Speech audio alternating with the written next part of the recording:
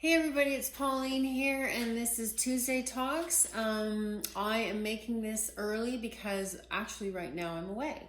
I'm in Whistler, and that is sort of a ski area, or in the summer mountain biking and hiking and such. And so we've had this booked for quite some time. It's a little close to having done our move into the new house. I'm not completely organized yet, but it's planned, so we're off. And I have brought a art kit with me, so I plan to continue to do my art while I'm away. And if I can, I mean, I do have internet access, so I will try to check in, maybe do some lives, we'll see. It all depends. But in the meantime, here is the Tuesday Talks. And the Tuesday Talks this time around is we're talking about mark making and tools and that sort of thing. So I put a couple of things aside here so it would be easy for me to demonstrate for you. I forget exactly what the question was, but really about employing how I make my marks in my work, and some of the tools and that sort of thing. But what I am going to say is anything that you have water soluble, you need to fix it. If you don't want to move it afterwards with hitting it with wet paint or water, you've got to fix it, and that would be with a workable fixative. Do I have any of these handy? There's a spray. I talked about this though a couple months ago, so you can just look into mark making and glazes and fixing and sandwiching. Type in sandwich because there's a whole section on fixing your work.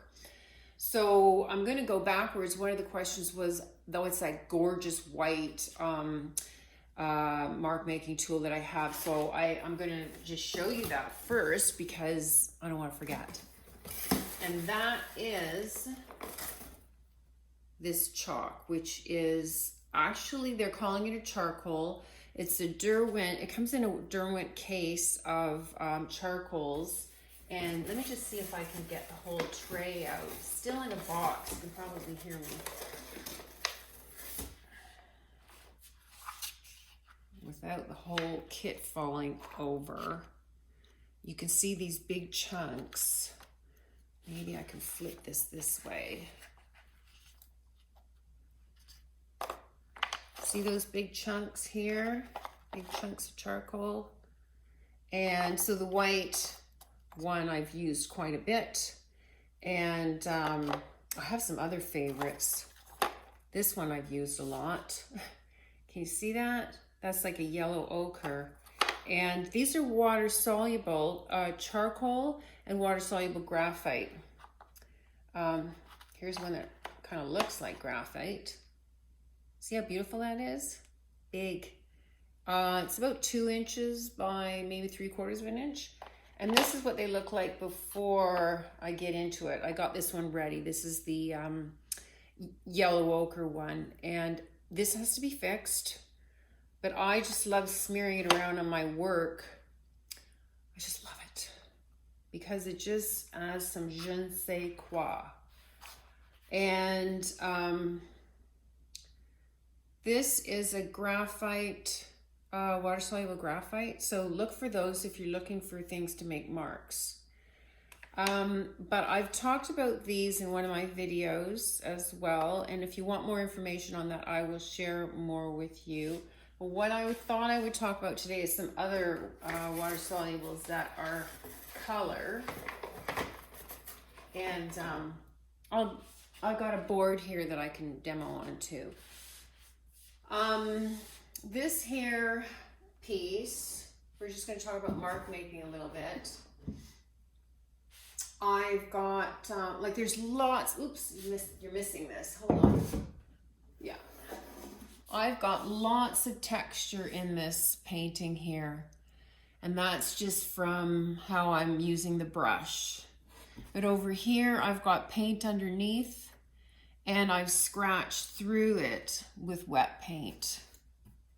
And here my marks are coming from drips, and there's a big chunk charcoal that I've used to make this mark, and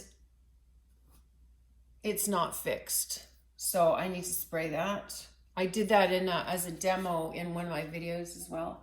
And this is another crayon here, which would be interesting to see if it's been fixed or if it even needs fixing. So I just need to grab a cloth, clean my hands. So give me a sec.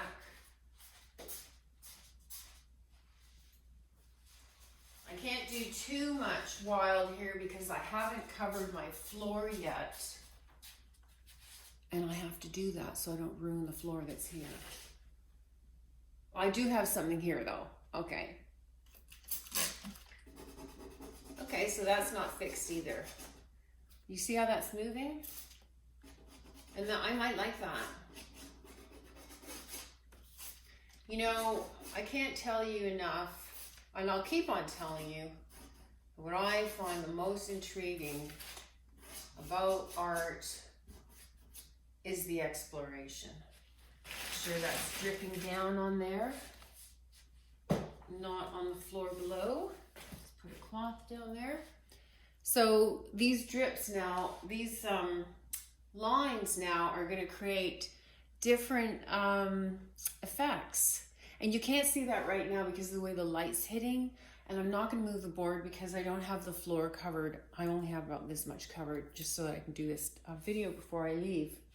But I do want to show you, I guess I will have to move the board because I wanted to show you a couple of things that you can do.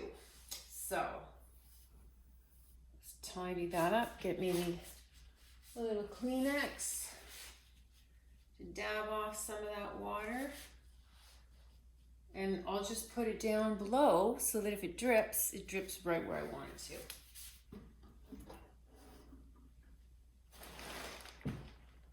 So I just pulled out this really cheapy canvas so that I can do this demo for you. Would that be good? No, over here. I'm gonna put it here and then I'll move the camera a little bit. All right. So start with some charcoal because pencil I like first. And I just draw, I just explore. I explore the area that I have in front of me. This whole real estate is interesting to me, and I just try to have fun with it, you know, see what I'm gonna do. Now, normally I have gesso around too, but I don't because it's not unpacked yet. But I'm just gonna do mark making. So, but see, the reason why I love gesso is because, you know, already I can see, oh, that's too much. I don't like that. So I'm gonna wanna paint over that. But I'll just go have fun with my tools and see what I wanna do. And you see, they all have different qualities in the way that I hold my charcoal. This is like a charcoal or Conte. It's a nice little square though. So it's going to do some different things and different lines. Also just kind of don't hold it too tightly. I want my hand to get into it. So that's a little bit of that. Now I'm going to bring in something else. Like I just pulled out these watercolor pencils that I haven't used in ages. So let's see what they can do. What I am going to do though is I have a little tub of water here, and I'll just dip in the water. Yeah, okay. Really loving this area here. I think it should go away. I want to mess around with some of the other real estate that I have. I'm just dragging my pencil around and having fun with it, you know? It's a beautiful blue. Beautiful blue. So that's about all I'm going to do with this, just because it's a thin line and I want to vary my thicknesses a bit. But you see, I've got this whole tray to play around with, and I've just rediscovered these during my move. There's a nice gray in here I probably want to try, and maybe I will grab that because I'm sort of building up a little bit my interests. You know, I went from sort of charcoal and to a blue, and the blue is reminding me of this gray, which is sort of a nice combo of the black and the blue that I put there. So that's feeling really nice to me. Now, I don't know if I'm going to use these or not, but these mark making tools, which are by Art Graph. See if that, you can see that might, Art Graph, GRAF. These are highly pigmented and a lot of fun to use. Maybe I'll use the graphite one if I can find it in this bin of goodies. I can't. It's somewhere in here. Okay, look at this. This is also by Art Graph, and it's graphite, and it used to be putty. But now it's rock solid. So I could dip it in, but I don't want to dip it in water. I just want to do something somewhere. Ooh, that was nice. So you see, I don't know what's going to happen, and I just try to explore, to play. The Nick Wilton did this Art Crumbs challenge where he talks a lot about exploration, and for me, exploration is it. Like, I'm just not interested in knowing what's going to happen. I want to just do stuff and see what happens, because that's where the beauty is. I've just learned so much more about myself and my work when I explore.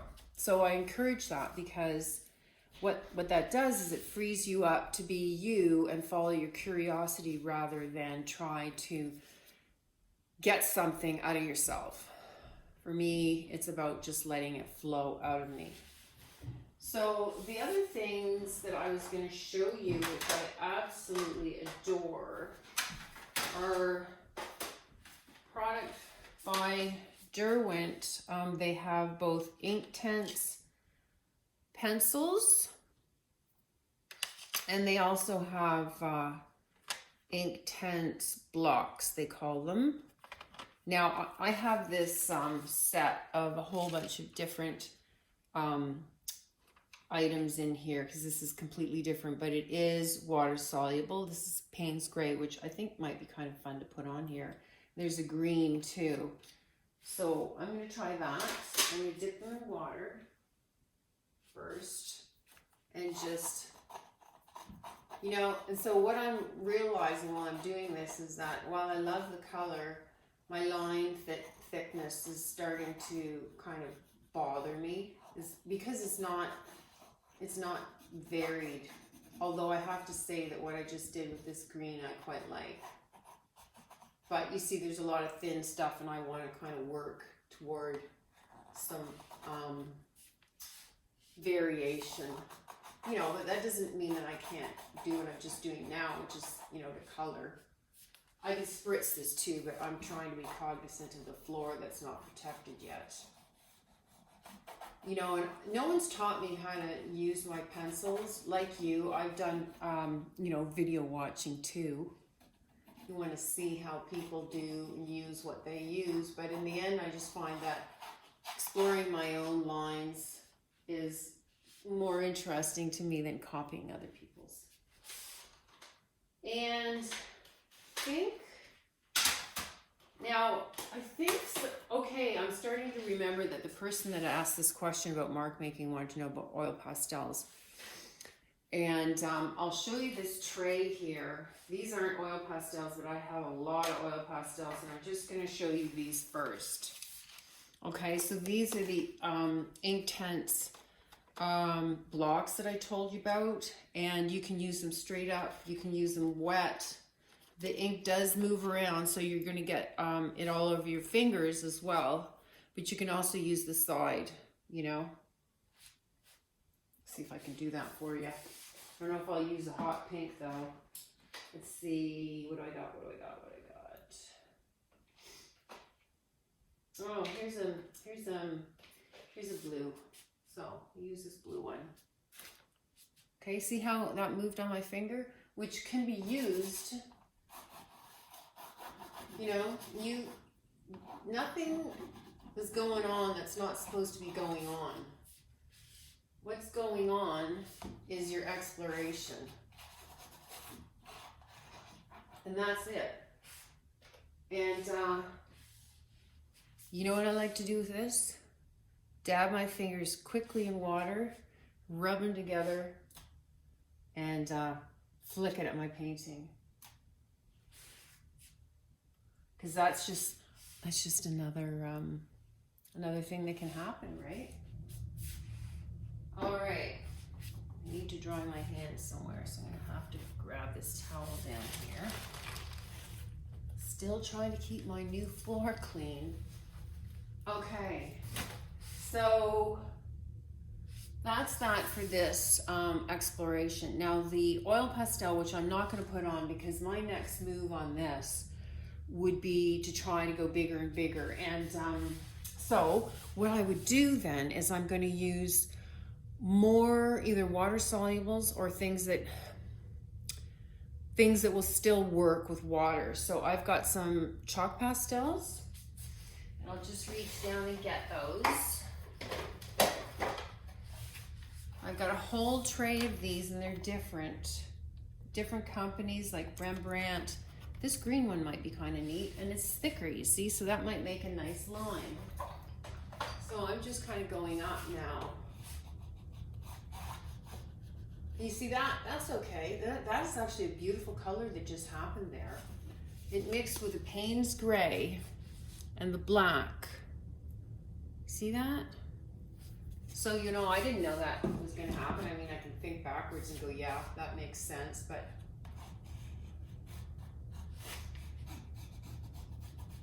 so what I'm doing is I'm exploring, but I'm also cognizant of what works together and what doesn't. And right now, because I'm going to want to put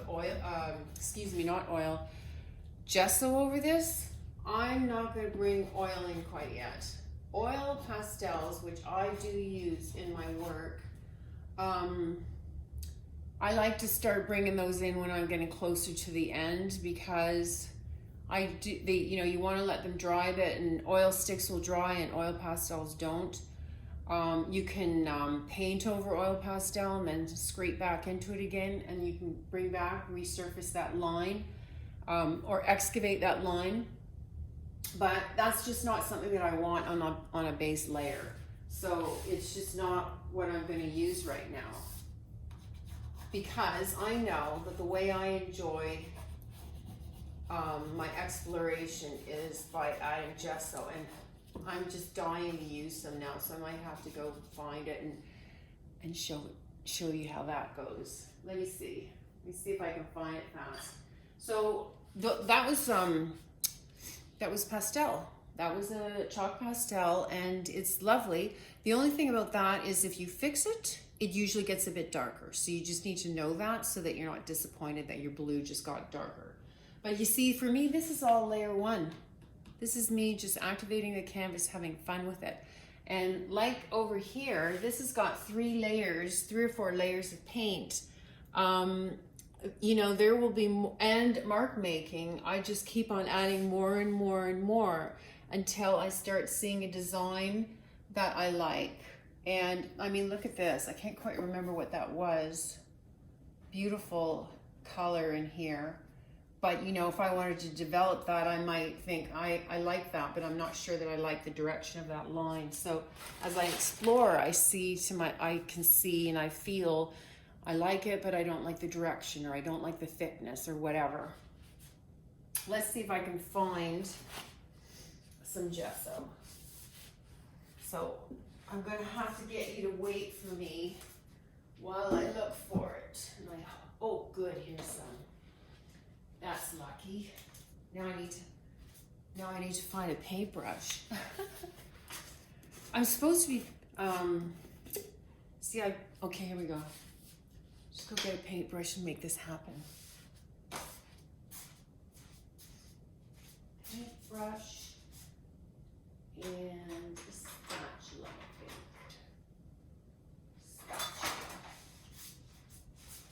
Okay.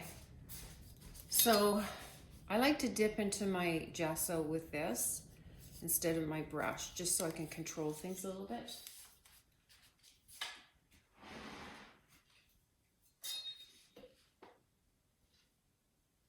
You know what? I mean, sometimes I just want to smear as well. That might be kind of fun.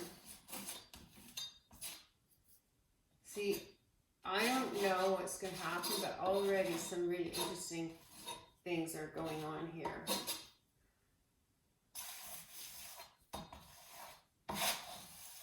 And the thing about applying this, I like that. This smooth area here is just calmed down some of that energy.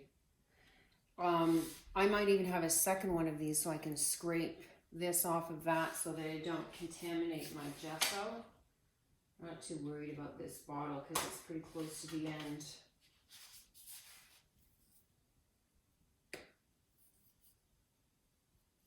So, you know, I'm just exploring, right? And, you know, the more you hit an area, the more it's going to move. So if you don't want it to move, like, don't sit here and color. You know that already. I'm just going to state the obvious. But then I'm not really trying to make anything right now. I'm just exploring, right? And what I like, what I don't like. This might be a little...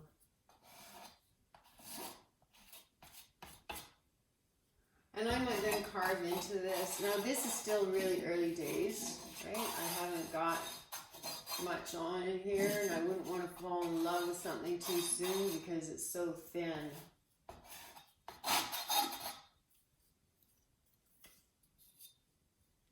I'm being really sparing, but it's not really because I want to be sparing. It's because I want to make sure that I don't mess up my floor. I'm doing this way too soon. I haven't even finished getting my studio ready yet. But because I was taking off for Whistler, I wanted to make sure that I got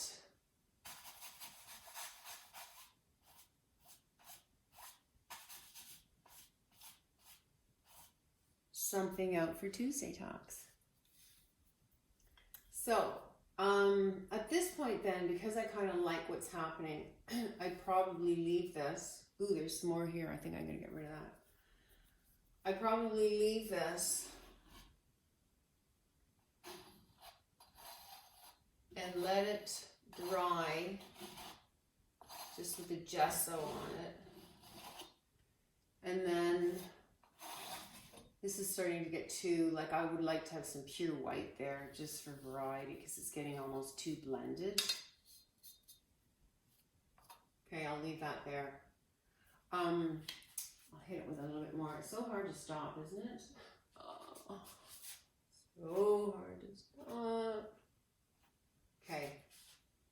You see, you know how it is. You know what it's like. I'm in good company here. All right.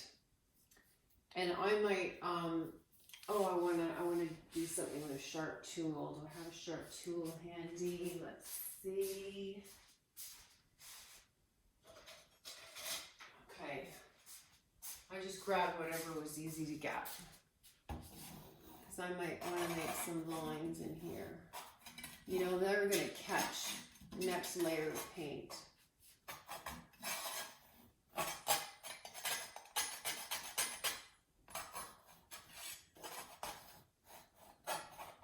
Explorations. You can't go wrong exploring. You can't go wrong exploring you. So I let this dry, and then I'd probably fix it if I don't want any of the paint or colors to move. And like I said, I'm going to bring this up to you. I would not go into oil pastel quite yet because I've got a lot of canvas still showing, and I don't I don't want the oil hitting the canvas. I want this all covered with acrylic first.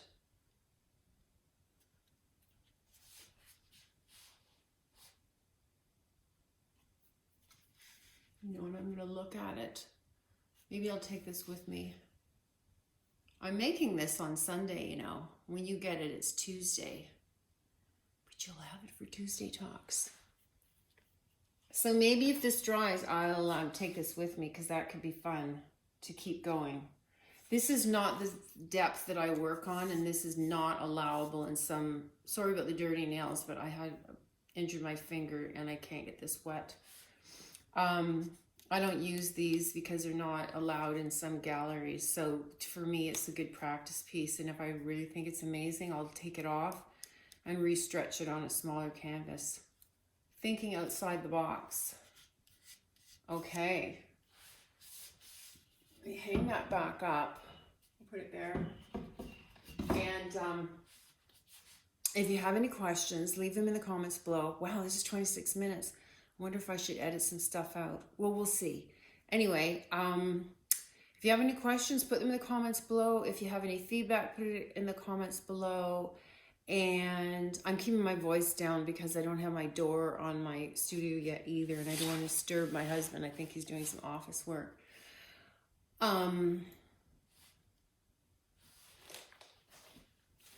And if you have some questions, go to the announcements and there's a subjects post where you can put your questions.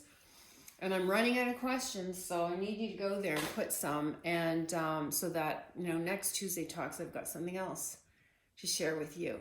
Okay? So thanks for stopping by. Comments below. And if you've got any tips on, there's so much more I can share with you about mark making, but look at this, we're already at 30 minutes. So thanks for stopping by. Thanks for being Paint the Way member. And if you post, add value-adding content, because if there's just a picture in a Tuesday's exploration, it's not going to stay. Only the ones that have value-adding content are what is to be posted in Paint the Way. So enjoy. Hope you're learning lots. Hope you're having fun. Take care.